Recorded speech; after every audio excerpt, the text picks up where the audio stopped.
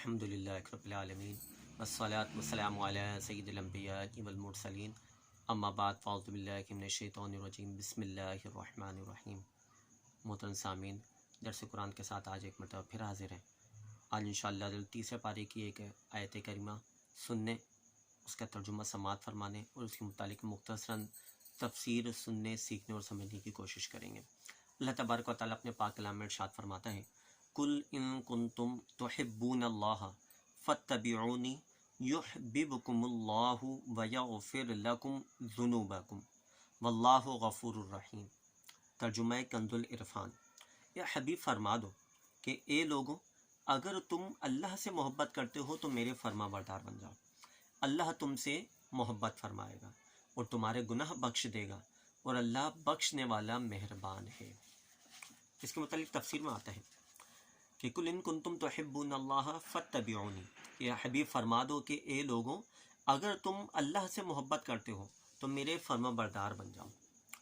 اس آیت سے معلوم ہوا کہ اللہ تبارک و تعالیٰ کی محبت کا دعویٰ جب ہی سچا ہو سکتا ہے جب آدمی سرکار دو عالم صلی اللہ تعالیٰ علیہ وسلم کی اتباع کرنے والا ہو اور حضور اکرم صلی اللہ تعالیٰ علیہ وسلم کی اطاعت اور پیروی کرنے والا ہو۔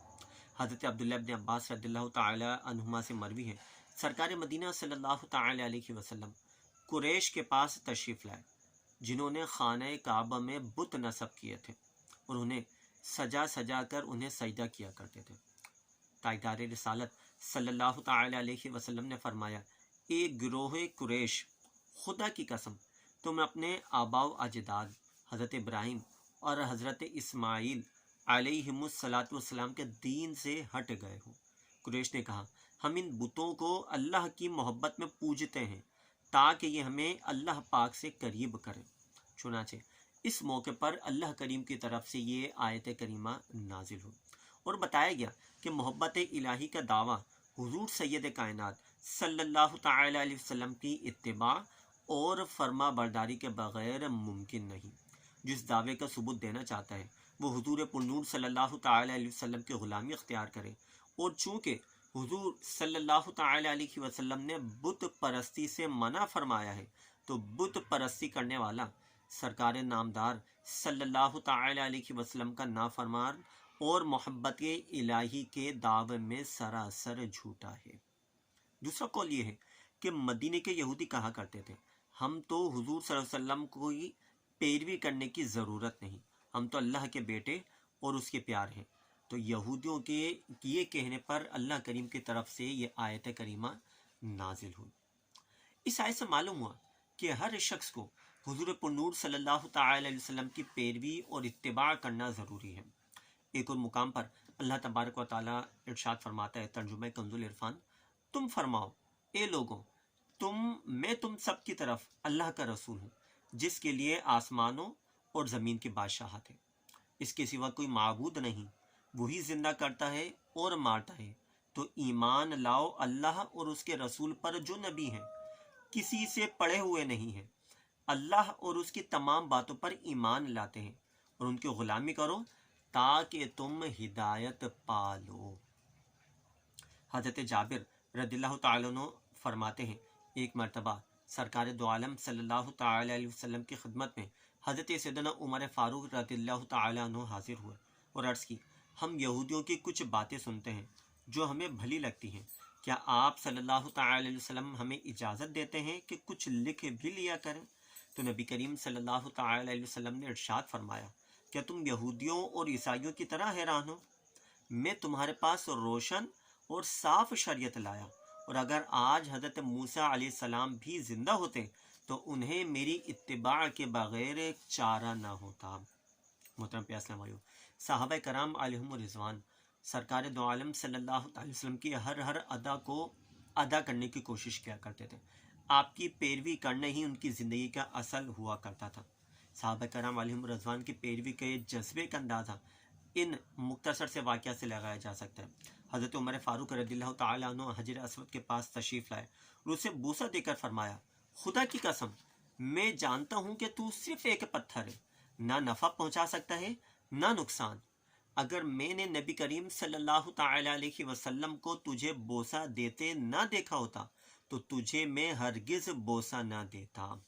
سنن نسائی کی روایت میں ہے کہ یہ کہنے کے بعد آپ رضی اللہ تعالی عنہ نے حجر اسود کو بوسہ دیا۔ عثمان غنی رضی اللہ تعالیٰ عنہ کا مشہور واقعہ ہے کہ آپ نے ایک مرتبہ پانی منگوایا اور پھر آپ مسکرانے لگے۔ ساتھیوں سے فرمایا کہ تم مجھ سے اس چیز کے بارے میں نہیں پوچھو گے کہ میں کیوں مسکرایا؟ انہوں نے عرض کیا امیر المؤمنین آپ کس وجہ سے مسکرائے تھے؟ آپ رضی اللہ تعالیٰ عنہ نے فرمایا ایک مرتبہ حضور اکرم صلی اللہ تعالی علیہ وسلم نے اس جگہ کے قریب ہی وضو فرمایا تھا اور فراغت کے بعد مسکرائے تھے۔ صحابہ کرام علیہم رضوان سے فرمایا کہ مجھ سے نہیں پوچھو گے کس چیز نے مجھے مسکرایا؟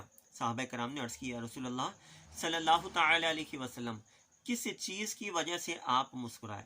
تو آپ صلی اللہ تعالی علیہ وسلم نے ارشاد فرمایا بندہ جب وضو کا پانی منگوائے پھر اپنا چہرہ دھوئے تو اللہ تعالیٰ اس کے چہرے کے گناہ مٹا دیتا ہے، پھر اپنی کوہنیاں دھوئے تو کوہنیوں کے، سر کا مسح کرے تو سر کے، اور اپنے قدموں کو دھوئے تو قدموں کے گناہ مٹا دیتا ہے۔ تو میں نے انہی کی ادا کو ادا کیا ہے۔ شفا شریف کی روایت ہے حضرت عبداللہ بن عمر رضی اللہ تعالیٰ عنہما ایک مرتبہ ایک مقام پر اپنی اونٹنی کو چکر لگوا رہے تھے۔ لوگوں نے ان سے اس کا سبب پوچھا تو آپ رضی اللہ تعالیٰ عنہ نے فرمایا میں اس کی حکمت نہیں جانتا، مگر اللہ کے رسول صلی اللہ تعالیٰ علیہ وسلم میں نے ایک مرتبہ اسی مقام پر ایسا کرتے ہوئے دیکھا، اس لیے حضور صلی اللہ تعالی وسلم کے اس ادا کو ادا کر رہا ہوں۔ محترم پیغمبر ان 2 یا 3 واقعات کو پیش نظر رکھ کے بخوبی صحابہ کرام علیہم رضوان کی حضور نبی کریم صلی اللہ تعالی وسلم کی ادا کی ہوئی سنتوں کو ادا کرنے کا کیا جذبہ ہوا کرتا تھا، ہم اسے بخوبی اندازہ لگا سکتے ہیں۔ عثمان غنی رضی اللہ تعالیٰ عنہ کا واقعہ، پھر آخر میں عبداللہ ابن عمر رضی اللہ تعالیٰ عنہ کا اونٹنی کے چکر لگانے والا واقعہ۔ اس کے علاوہ بھی صحابہ کرام علیہم رضوان کے اگر ہم زندگی کو پڑھنے کے لیے بیٹھیں، صحابہ کرام علیہم رضوان کی سیرت کا مطالعہ کریں تو ہمارے صحابہ کرام علیہم رضوان کی زندگی حضور نبی کریم صلی اللہ تعالی وسلم کی زندگی کا عملی نمونہ ہوا کرتی تھی۔ کاش ہم بھی اس عملی نمونے کو اپنی ذات میں پہننے والے بن جائیں، ہم بھی حضور نبی کریم صلی اللہ تعالی وسلم کی اتباع کو ادا کرنے والے بن جائیں۔